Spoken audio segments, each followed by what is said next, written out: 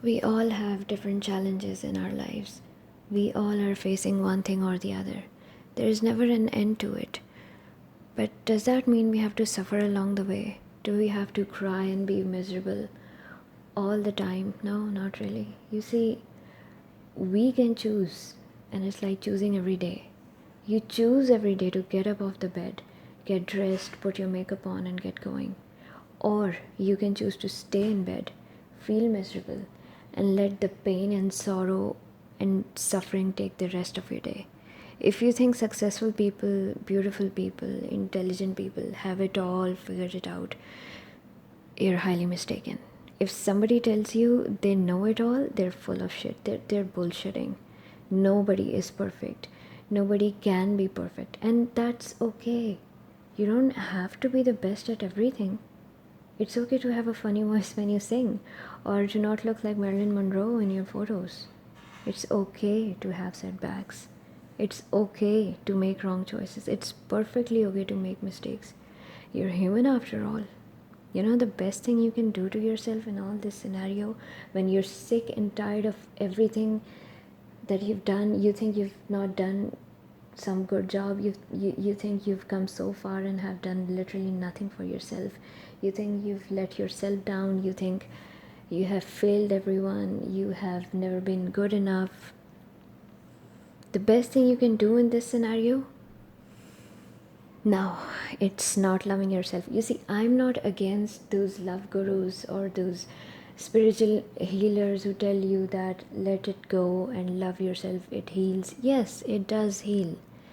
I'm not saying it does not heal, but this is not the type of medicine for your pain right now.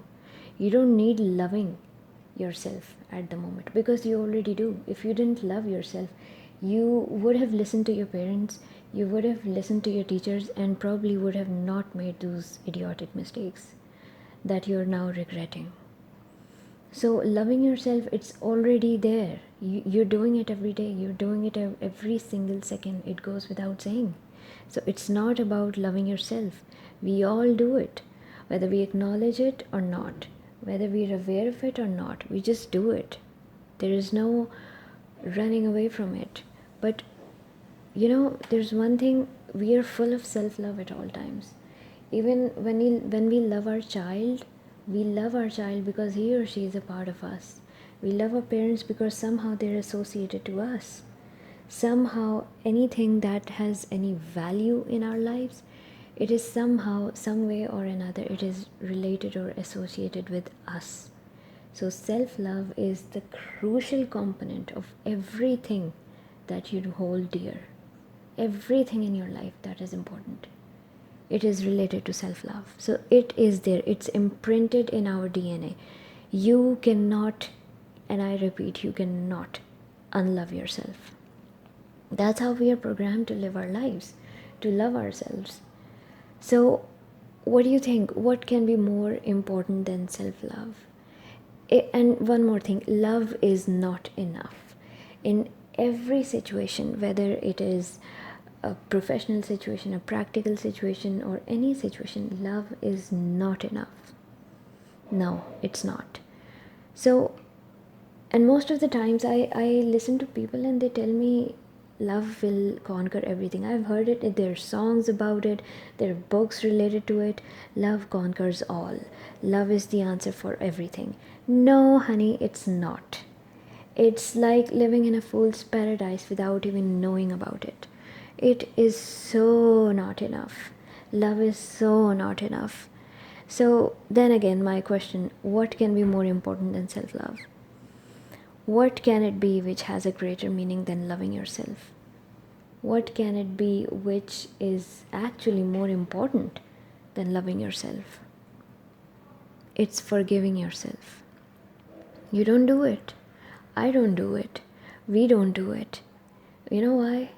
Because number one, we don't think we're wrong. Most of the times we think it's everybody else's fault except ours. We don't accept our faults, number one. That's why we don't see the need of forgiving ourselves. And even if we admit, in private of course, that it's our fault, we just like to cry over it and be miserable about it, whine over it, and be a little bitch and just complain and whine and not actually do anything about it. Least of all, forgiveness is not even the last thing on our list. Forgive yourself. That's what I'm saying. Forgive yourself. Whoever you are, for whatever you have done, for whatever you have not done, forgive yourself. Whether you meant it or not, whether you tried hard or let it slip away, just forgive. It's not one of those episodes when you just have to let it go and feel an imaginary light entering inside your forehead and emitting from your fingers. No, it's not one of those idiotic videos or audios, whatever. It is, forgiveness is basically something that we need to practice more often. It will make our lives very, very, very easier and much more organized. Because, only when you focus on forgiving will you ever be able to fully heal yourself. The key is forgiveness and not love. The key is forgiveness and not love. Okay, let me explain this. Love is good. It feels nice, it's awesome, it's everything good. No, it's not, honey. It's not everything nice. When you love, you may be required to give some sort of sacrifice. For instance, Prophet Abraham, he had to sacrifice his son. He was thrown in the fire, but it did not budge him. He didn't change. He stood firmly on his ground. He was thrown out of his house when he was just a teenager by his own father. His father, I think, threatened to beat him or kill him. I'm not sure about it. But his father was not very happy about his message of one God, while his father himself was an idol worshipper. So all of this, he had to go through all of this because he loved God more than anything else. And that requires sacrifice. I am not saying loving God or being religious or being close to God or connecting to God is wrong. No, I'm not saying that. That's entirely a different story. It's a different topic altogether. What I'm here to say is that love has demands. Love requires certain things. And you, more often, you will have to be, if you love, then it's, if it's you who's loving, so if it's you who's giving. You have to be on the giving side. You have to be the giver more than the taker. So I'm not saying that loving is wrong. It's very important to be, at least love something or someone at a very basic level. It's important. It cannot be ignored, but forgiveness, it's more important. Forgiveness does not require anything. You just do it. Forgiving is a godly act, and it begins from within your soul. It does not require you to do any act. You just have to do it from your soul. I know there have been times when life has dragged you down and held you on the ground and broke you into pieces bit by bit. But you don't have to sit back. Get up and fight back. No matter what. Don't give up.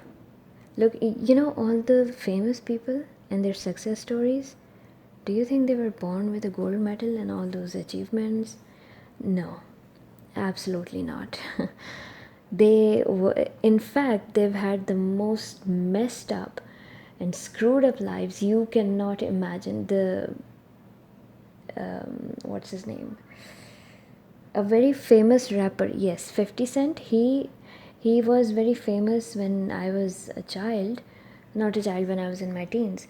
He was a very famous rapper. He broke so many records. He just study his life and you will understand. And it's just one of the many examples that I can give. His life was anything but glamorous behind the scenes, behind the curtains. So it's never what you think it is. And these famous people were told that they are losers, they're jerks, they cannot do anything better in their lives. You know about Jimmy White, a world champion at snooker? He was, I think, 16 or 17 when he won the snooker championship. He had no family life or even a decent education. His father was in jail, he was probably broke. And this is the time when he won the championship. He was going through the worst time of his life. Can you imagine being so young, being so vulnerable, and have your parent in a jail? But that made him what?